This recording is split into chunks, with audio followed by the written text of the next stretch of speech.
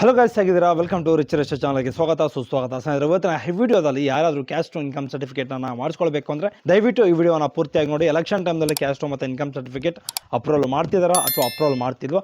ಅದೇ ರೀತಿ caste to income ಏನಕ್ಕೋಸ್ಕರ ಬೇಕಾಗುತ್ತೆ? ಮೇಯ್ನಾಗಿ ಯಾವುದಾದ್ರೂ ಜಾಬ್ ಅಪ್ಲಿಕೇಶನ್ಸ್ಗಳಿಗೆ ಪ್ರತಿಯೊಂದು ಗೌರ್ಮೆಂಟ್ ಏನಾದರೂ ಸ್ಕೀಮ್ ಪಡ್ಕೊಳ್ಬೇಕು ಅಂದರೆ ಕ್ಯಾಸ್ಟ್ ಟು ಮತ್ತು ಇನ್ಕಮ್ ಸರ್ಟಿಫಿಕೇಟು ಕಡ್ಡಾಯವಾಗಿರಲೇಬೇಕು. ಅದರಲ್ಲೂ ರೇಷನ್ ಕಾರ್ಡ್ ಮಾಡಿಸ್ಕೊಳ್ಬೇಕಂದ್ರೆ ಅಂತೂ ಕಂಪಲ್ಸರಿಯಾಗಿ ಇರಲೇಬೇಕು.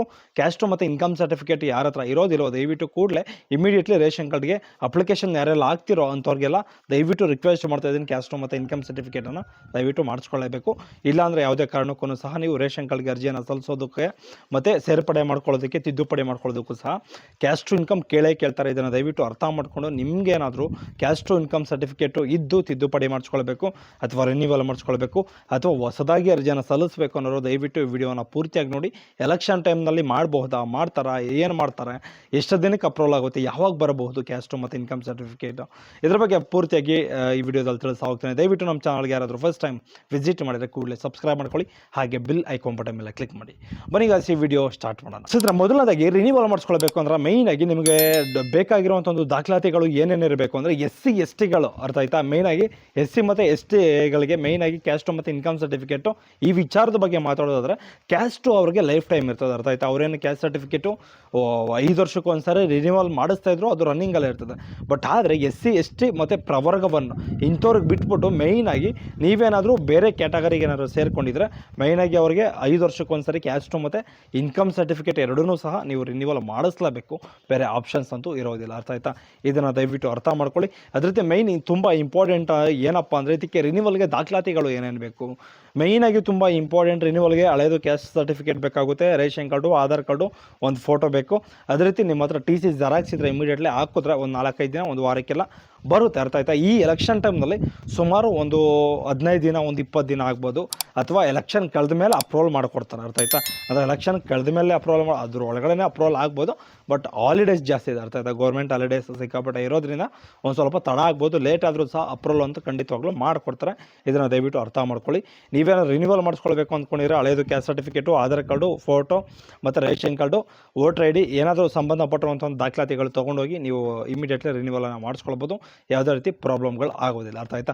ಅದೇ ರೀತಿ ಹೊಸದಾಗಿ ನೀವೇನಾದರೂ ಕ್ಯಾಸ್ಟ್ ಮತ್ತು ಇನ್ಕಮ್ ಸರ್ಟಿಫಿಕೇಟ್ಗೆ ಅರ್ಜಿಯನ್ನು ಸಲ್ಲಿಸಬೇಕು ಅಂದ್ಕೊಂಡಿದ್ರೆ ಮೇಯ್ನಾಗಿ ನಿಮ್ಮ ಹತ್ರ ಒಂದು TC ಇರಬೇಕಾಗುತ್ತೆ, ಇಲ್ಲ ಸ್ಟಡಿ ಸರ್ಟಿಫಿಕೇಟ್ ಇರಬೇಕಾಗುತ್ತೆ, ಅದೇ ರೀತಿ ಆಧಾರ್ ಕಾರ್ಡ್ ಇರಬೇಕಾಗುತ್ತೆ, ಇಲ್ಲಾಂದರೆ ಒಂದು ಫೋಟೋ ಇರಬೇಕು.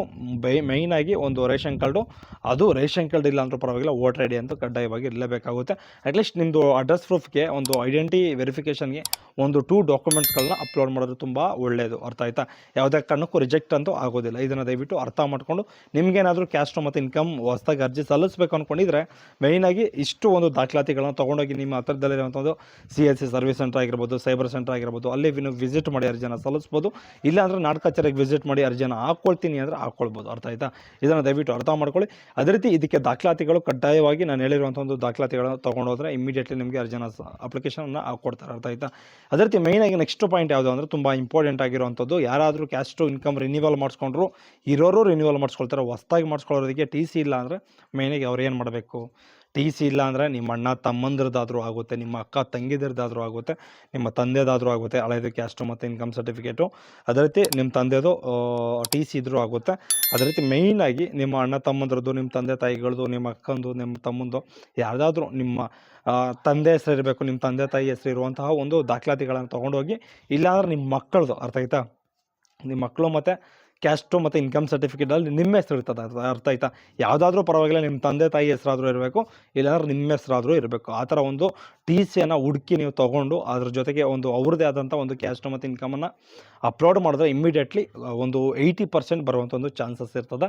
ಅದೇ ರೀತಿ ಇದರಲ್ಲೂ ಆಗಿಲ್ಲ ಅಂದರೆ ನೀವು ನಾಡ ಕಚೇರಿಗೆ ವಿಸಿಟ್ ಮಾಡಿ ನೀವೇನು ಮಾಡ್ತೀರಾ ಅಂದರೆ ಕೆಲವೊಂದು ನೋಟ್ರಿ ಮಾಡಿಸ್ಕೊಬರಕ್ಕೆ ಕೇಳ್ತಾರೆ, ಅಫಿಡೇವಿಟ್ ಫಾರಮ್ಮು, ಅದನ್ನು ಮಾಡಿಸ್ಕೊಂಡು ಬಂದು ಒಂದು ರಾಜಸ್ವ ಒಂದು ನಿರ್ವಾಹಕರು ಅಂತ ಇರ್ತಾರೆ, ಅವ್ರ ಹತ್ರ ಹೋಗಿ ನೀವು ಅವರೊಂದು ಅಪ್ಲಿಕೇಶನ್ ಫಾರಮ್ ಕೊಡ್ತಾರೆ, ಈ ಕ್ಯಾಸ್ಟಿಗೆ ಸೇರ್ಪಡೆ ಮಾಡ್ಕೊಂಡಿದ್ದೀವಿ ಅಂತ. ಅದನ್ನೆಲ್ಲ ಫಿಲಪ್ ಮಾಡಿ, ಡೇಟು ಎಲ್ಲ ಫಿಲಪ್ ಮಾಡಿ ನೀವೇನು ಮಾಡಬೇಕು ಅಂದರೆ ನೆಕ್ಸ್ಟು ತುಂಬ ಇಂಪಾರ್ಟೆಂಟ್ ಒಂದು ಸೀಲು ಸೈನನ್ನು ಮಾಡಿಸ್ಕೊಂಡು ಇಮಿಡಿಯೇಟ್ಲಿ ಅರ್ಜಿಯನ್ನು ಸಲ್ಲಿಸ್ಬೋದು. ಅರ್ಥ ಆಯ್ತಾ? ಇದು ಸ್ವಲ್ಪ ಪ್ರೊಸೆಸಿಂಗ್ ಒಂದು ಲಾಂಗ್ ಇರ್ತದೆ. ಅರ್ಥ ಆಯ್ತಾ? ಸಿಕ್ಕಾಪಟ್ಟೆ ಲೆಂತು ಅಂದರೆ ಸಿಕ್ಕಾಪಟ್ಟೆ ರಿಸ್ಕು ಕೆಲಸ. ಅರ್ಥ ಆಯ್ತಾ? ಕೆಲವೊಂದು ಸಾರಿ ಅಧಿಕಾರಿಗಳು ಸಿಗೋದಿಲ್ಲ, ಇನ್ನು ಕೆಲವೊಂದು ಸಾರಿ ಕೋರ್ಟ್ ಹತ್ರ ಸುತ್ತಬೇಕು, ಅಫಿಡೇವಿಟ್ ಮಾಡಿಸ್ಬೇಕು, ದಾಖಲಾತಿಗಳು ಹೆಚ್ಚಾಗಬೇಕು.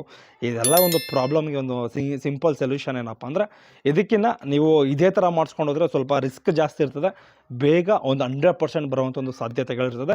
ಕ್ಯಾಶ್ ಟು ಇನ್ಕಮ್ಗೆ ಕೂಡಲೇ ಇದೇ ಥರ ನೀವು ಅಪ್ಲಿಕೇಶನ್ ಹಾಕ್ಕೊಂಡ್ರೆ ಇಮಿಡಿಯೇಟ್ಲಿ ಬರುತ್ತೆ. ಅರ್ಥ ಆಯ್ತಾ? ಎಲೆಕ್ಷನ್ ಟೈಮ್ನಲ್ಲಿ ಖಂಡಿತವಾಗ್ಲೂ ಅಪ್ರೂವಲ್ ಮಾಡ್ತಾರೆ, ಬಟ್ ಲೇಟ್ ಆಗುತ್ತೆ. ಅರ್ಥ ಆಯ್ತಾ? ಎಲೆಕ್ಷನ್ ಟೈಮ್ನಲ್ಲಿ ಅಪ್ರೂವಲ್ ಮಾಡ್ತೀವಿ ಅಂತ ತಿಳಿಸ್ಕೊಟ್ಟಿದ್ದಾರೆ, ಬಟ್ ಸ್ವಲ್ಪ ದಿನ ಲೇಟ್ ಆಗ್ಬೋದು, ಸ್ವಲ್ಪ ತಡ ಆಗುತ್ತೆ ಅಪ್ರೂವಲ್ ಮಾಡೋದು. ಬಟ್ ಎಲ್ಲರದ್ದು ಸಹ ಕಡ್ಡಾಯವಾಗಿ ಕಂಪಲ್ಸರಿಯಾಗಿ ವೆರಿಫಿಕೇಷನ್ ಮಾಡಿಬಿಟ್ಟು ಅಪ್ರೂವಲನ್ನು ಮಾಡ್ತೀವಿ ಅಂತ ತಿಳಿಸ್ಕೊಟ್ಟಿದ್ದಾರೆ. ಅರ್ಥ ಆಯ್ತಾ?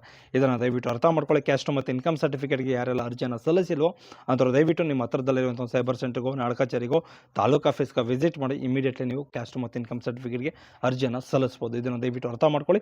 ದಾಖಲಾತಿಗಳನ್ನು ಹೇಳಿರೋದನ್ನ ತೊಗೊಂಡೋಗಿ ಅದೇ ರೀತಿ ನಿಮ್ಮ ಒಂದು ನಾಡ ಕಚೇರಿಗೋ ಎಲ್ಲಿಗೋ ಹೋಗಿ ಅರ್ಜಿಯನ್ನು ಸಲ್ಲಿಸ್ಬೋದು. ಅರ್ಥ ಆಯ್ತಾ? ನಿಮಗೆ ಸುಮಾರು ಒಂದು 21 ದಿನದ ಒಳಗಡೆ ಬರುವಂಥ ಒಂದು ಸಾಧ್ಯತೆಗಳಿರ್ತದೆ. ಇದು ಹೆವಿ ಮ್ಯಾಕ್ಸಿಮಮ್ ಟೈಮ್. ಅರ್ಥ ಆಯ್ತಾ?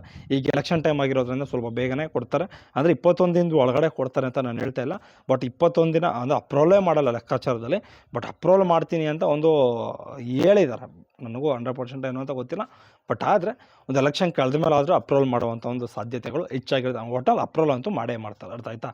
ಕ್ಯಾಸ್ಟ್ ಮತ್ತು ಇನ್ಕಮ್ಗೆ ಸರ್ಟಿಫಿಕೇಟ್ಗೆ ಕೂಡಲೇ ಅರ್ಜಿಯನ್ನು ಸಲ್ಲಿಸ್ಕೊಳ್ಳಿ. ಅದೇ ರೀತಿ ರೇಷನ್ ಕಾರ್ಡ್ಗೆ ಬಿಟ್ಟರೆ ರೇಷನ್ ಕಾರ್ಡ್ ಮಾಡಿಸ್ಬೇಕಾಗಿರೋಂಥ ದಯವಿಟ್ಟು ಕ್ಯಾಸ್ಟ್ ಮತ್ತು ಇನ್ಕಮ್ ಸರ್ಟಿಫಿಕೇಟು ಕಡ್ಡಾಯವಾಗಿ ಇರಲೇಬೇಕು. ಅರ್ಥ ಆಯ್ತಾ? ಓಕೆ ಗೈಸ್, ಬಾಬಾ ಇದೇ ರೀತಿ ಯಾವುದಾದ್ರೂ ಅಪ್ಡೇಟಿಂಗ್ ಆದಂಥ ವಿಚಾರಗಳಿದ್ರೆ ಖಂಡಿತ ನಾನು ತಿಳಿಸ್ಕೊಡುವಂಥ ಒಂದು ಪ್ರಯತ್ನ ಮಾಡ್ತೀನಿ. ದಯವಿಟ್ಟು ನನ್ನ ಚಾನಲ್ಗೆ ಯಾರಾದರೂ ಫಸ್ಟ್ ಟೈಮ್ ವಿಸಿಟ್ ಮಾಡಿದ್ರೆ ಕೂಡಲೇ ಸಬ್ಸ್ಕ್ರೈಬ್ ಮಾಡ್ಕೊಳ್ಳಿ, ಹಾಗೆ ಬೆಲ್ ಐಕಾನ್ ಬಟನ್ ಮೇಲೆ ಕ್ಲಿಕ್ ಮಾಡಿ. ಬಾಯ್, ನೆಕ್ಸ್ಟ್ ವಾರದಲ್ಲಿ ಸಿಗೋಣ.